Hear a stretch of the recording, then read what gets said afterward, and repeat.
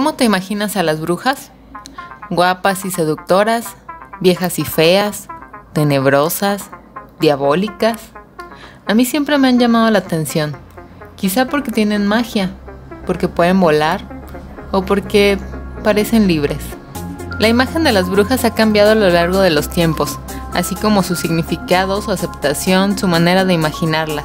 ¿Su origen? Se desconoce un origen exacto.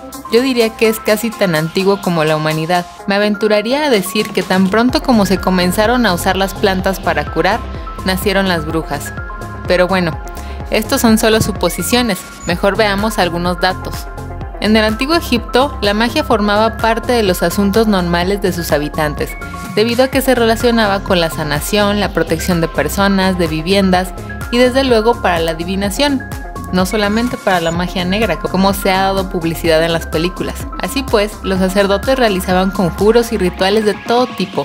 La magia estaba presente en el día a día. Recordemos también que todo lo que de manera lógica no se podía explicar, se relacionaba con magia, maldiciones o dioses. Esa era la manera que tenían la mayoría de los pueblos antiguos de darle una explicación a todo. Los egipcios mantuvieron mucho tiempo como esclavos al pueblo de Israel, y por lo tanto no es de extrañarse que también ellos dejaran testimonio en la Biblia de dichas prácticas. El caso más conocido, por así decirlo, es el de la bruja de Endor, en el primer libro de Samuel, en la historia del rey Saúl, quien fuera el primer rey de Israel. Desde luego, en diversas ocasiones se menciona en la Biblia la hechicería a modo de advertencia hacia la misma. Sin embargo, el caso del rey Saúl es el más palpable debido a que él terminó recurriendo a una adivina cuando Dios le retiró su apoyo por haberlo desobedecido. La historia es larga y para no desviarme del tema, te dejaré un link en la descripción de este video donde puedes leerla completa. En la mitología romana nos encontramos a las Estrige, que se trataba de una doncella que desató la ira de una diosa y al final la castigaron convirtiéndola en una especie de ave tenebrosa. Aunque en la mitología eslava, la estrige es una especie de ave monstruosa que se alimentaba de sangre y se describe como una mujer que ha sido deformada por una maldición. Por cierto, muchos las dibujan muy parecidas a las lechuzas, coincidiendo en esto con México. Qué curioso, ¿no? En México hay múltiples historias de brujas. Brujas que robaban niños cuya tierna sangre era su alimento preferido. También hay brujas que se convierten en bolas de fuego volando por los campos en busca de alguna presa. También hay brujas que se cree que se convierten en lechuzas, por lo cual a la fecha mucha gente les tiene miedo o incluso llegan a atacarlas. También se cree que se convierten en algún otro ser compuesto de varios animales, logrando algo de verdad terrorífico, e incluso existen los nahuales, que pueden transformarse en cualquier otro tipo de animal. Pero bueno, esa es otra historia.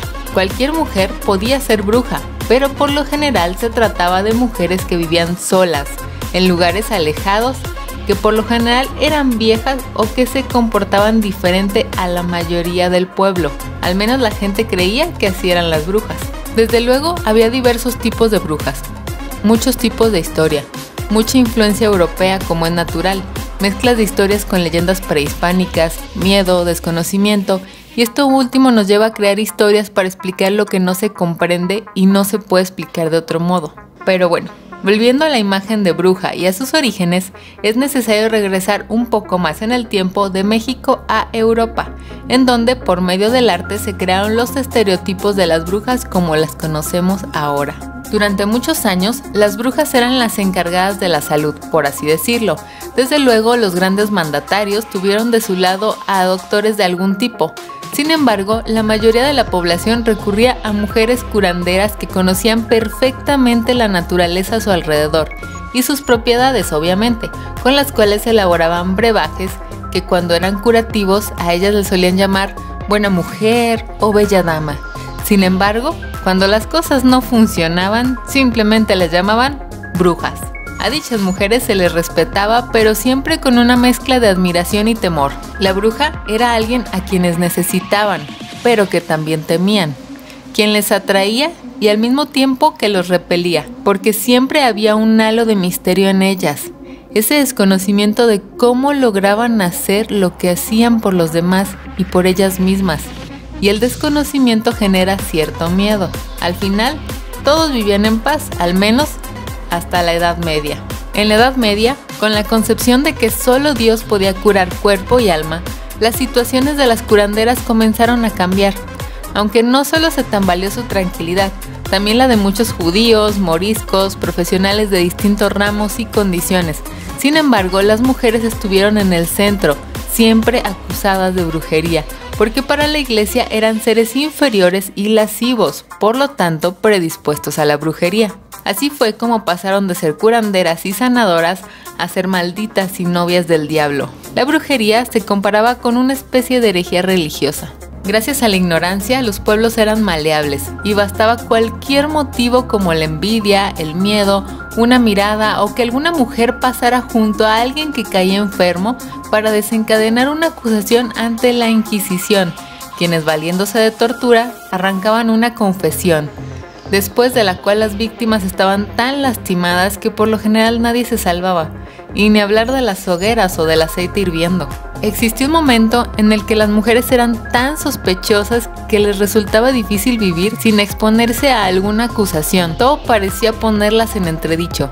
Incluso ser demasiado guapas o feas podía parecer sospechoso a alguien ocioso o envidioso. Se llegó a acusar a las mujeres que no iban muy a menudo a la iglesia, pero también a algunas que iban demasiado. No había muchas opciones, ¿verdad? Cualquier mujer de cualquier edad podía ser delatada. En algún punto, para saber si alguna mujer era bruja, practicaban la siguiente prueba.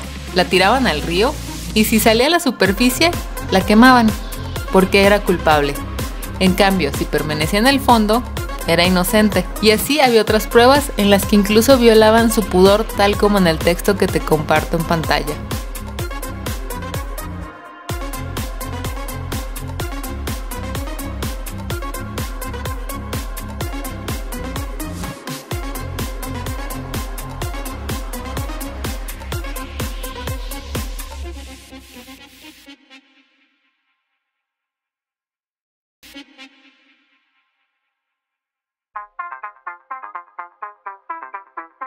En cuanto a los aquelarres, es importante señalar que con la entrada del cristianismo como única religión, todo lo que no estuviera alineado a este se consideraba pagano. Así pues, dentro de uno de esos cultos se adoraba a la deidad llamada Pan, mitad hombre, mitad cabra, con cuernos y rostro bestial, que se relacionaba mucho con los placeres sexuales. Y sobre los ritos de las brujas, ya sea relacionados a esta deidad Pan o a cualquier otra, a la fecha realmente no contamos con mucha información veraz, ya que casi todo viene de los que fueran sus jueces y verdugos. Respecto al estereotipo de las brujas en cuanto a sus imágenes, es importante recalcar que en gran medida surge del arte. Se dice que el pintor Peter Bruegel fue el creador de la iconografía de las brujas, pues debido a sus grabados la gente entendía perfecto de lo que todo se trataba, de lo que expresaba, e incluso se puede observar que quizá él estaba un poco a favor de la persecución de brujas que había en sus tiempos. Por su parte, el pintor Alberto Durero creó la imagen de la bruja joven y voluptuosa, pero al mismo tiempo también llegó a dibujar las viejas y siniestras. También Andrea Mantegna propuso su imagen de bruja en su obra Lo Stregozzo, en donde representaba la procesión de una bruja. Desde luego, Goya también hizo su representación de las brujas, aunque él usaba a la brujería como metáfora para señalar los males de la sociedad, tales como codicia, ira, la guerra, etc. Y las brujas con escobas nacen con las pinturas. Para el siglo XIX, la imagen de la bruja era más de mujer fatal y seductora que de vieja siniestra.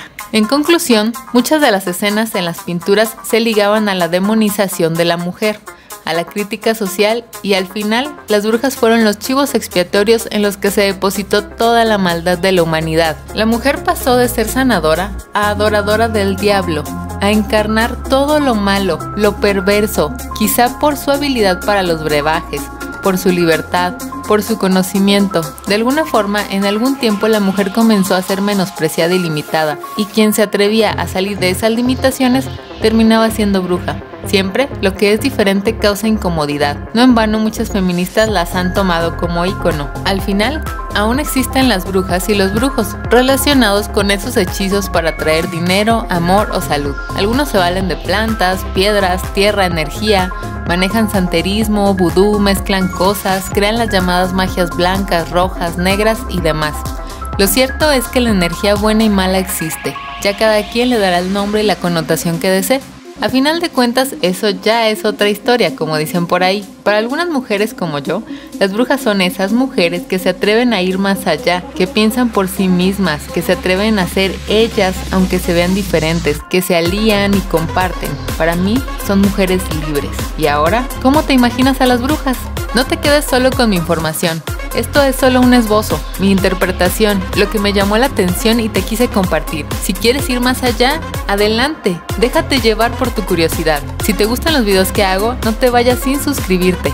También puedes dejarme un comentario y seguirme en mi blog, magnoliapower.com, y también en mis redes sociales. Me encuentras como Magnolia Power en Facebook, Instagram y Pinterest.